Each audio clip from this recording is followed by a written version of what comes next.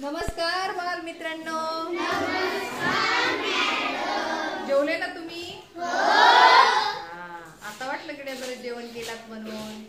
बर असो, आता आपल्याला झटपट इंग्लिश शिकायचं आहे आणि म्हणून आपल्याला मराठीतलं वाक्य इंग्रजीमध्ये कसं पटकन करता येईल याकडे आपल्याला लक्ष द्यायचं आहे. आणि त्यासाठी एकच सोपी ट्रिक्स आहे, ती म्हणजे 1 3 2. मराठी वाक्य आपण करत असताना कर्ता कर्म क्रियापद, पण इंग्रजी वाक्य करत असताना कर्ता क्रियापद आणि व्हेरी गुड या पद्धतीनं आपण लिहिलं म्हणजे आपलं वाक्य अर्थपूर्ण होतं.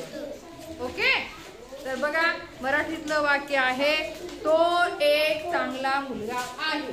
लक्ष द्या.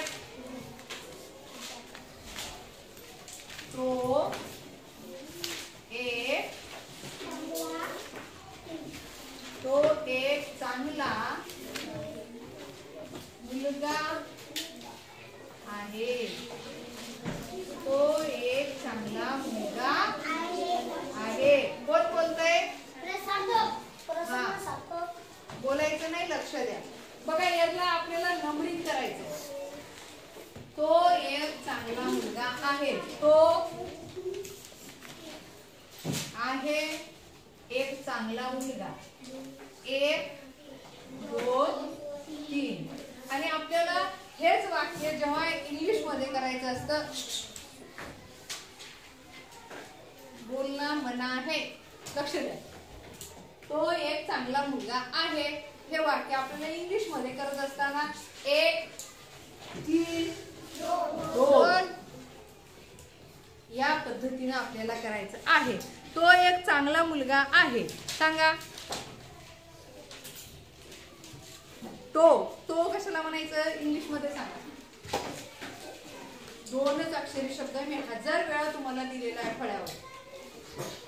मुलगी असेल तर आपण शी म्हणतो, SH शी म्हणजे ती. आणि तोला काय म्हणतो? ही. ही म्हणजे तो. लक्षात ठेवा. नंतर मी तुम्हाला खरंच हे विचारणार आहे. ही म्हणजे तो आहे. दुसऱ्याबद्दल बोलतोय आपण. स्वतःबद्दल बोलताना एम घ्यायचं.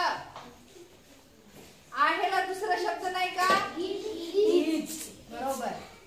He is. एकला चांगला मुलगा. चांगल्याला शब्द काय? गुड. Good boy. बघा एवढं सोपं वाक्य आहे. He is a good boy. He is a good boy म्हणजे तो एक चांगला मुलगा आहे. किती सोपं वाक्य होतं. आता आपण पाहूया दुसरं वाक्य. लक्ष द्या फक्त. तो मोठा चेंडू आहे. बघा तो मोठा. लक्ष द्या फक्त. मोठा चेंडू आहे. आयुष्यात कधीच विसरणार नाही जर नीट लक्ष दिलं तर. वेदांत फळा पळून चाललेला नाही, नंतर लिहिता येते. तो मोठा चेंडू आहे. आता इथं 1 2 3. 1 2 3. तो ही नाही. ही कसं काही सजीव आहे का? चेंडू बद्दल आपण तो शब्द वापरलाय. मग इथं ही निर्जीव असतोय चेंडू. काय? इट. लक्षात ठेवा. काय? इट. IT. लक्षात आलं? तुम्ही सरळ इथं ही वापरलं मॅडम ना, वापरून गेले ही. इथं आपण जिवंत माणसाबद्दल बोलतोय का? नाही. चेंडूची माहिती कोण सांगते? तो शब्द म्हणजे तो मोठा चेंडू आहे म्हणजे आपण चेंडू बद्दल बोलतोय. सर्वनाम आहे तो, पण चेंडू बद्दल बोलतोय. चेंडू निर्जीव आहे म्हणून आपण काय वापरायचं आहे? इट. सांगा. आहे. It is लक्ष द्या, मी बोट कसा ठेवलंय? मोठाला शब्द बिग. It is big. हा, ball. It is big ball. It is big ball म्हणजे तो मोठा चेंडू आहे. ओके, ते खेळत आहे. पुढचं वाक्य लक्ष द्या फक्त. ते खेळत आहे. एवढ्या गोष्टी जर नीट लक्ष दिल्या ना तर खूप छान पद्धतीने तुम्हाला इंग्लिश बोलता येणार आहे आणि कळणार सुद्धा आहे. सांगा, ते खेळत आहेत. हे एका मुलाबद्दल बोलत, एका मुलाबद्दल आहे का हे वाक्य? किती मुलाबद्दल आहे? अनेक मुलाबद्दल. किती मुलाबद्दल आहे? अनेक. ते खेळत आहेत म्हणजे अनेक जण आहेत तिथं. आपण असं म्हणलो का तो खेळत आहे? ते खेळत आहे. मग ते शब्द जर आला, ते कृष्णा काय वापरायचं? ते साठी दे. काय वापरायचं? दे. ह्या गोष्टी लक्षात ठेवा. कृष्णा लक्ष दे. THEY दे म्हणजे ते.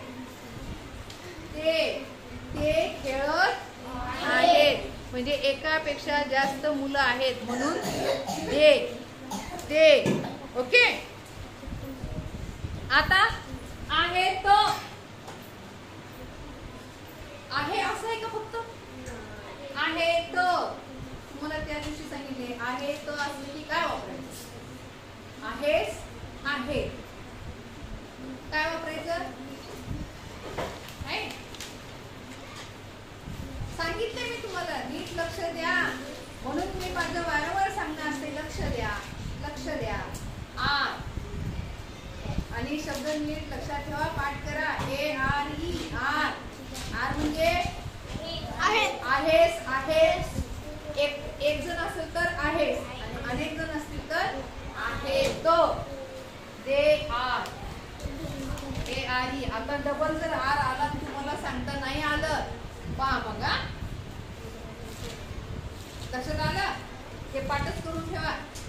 ARE. आर.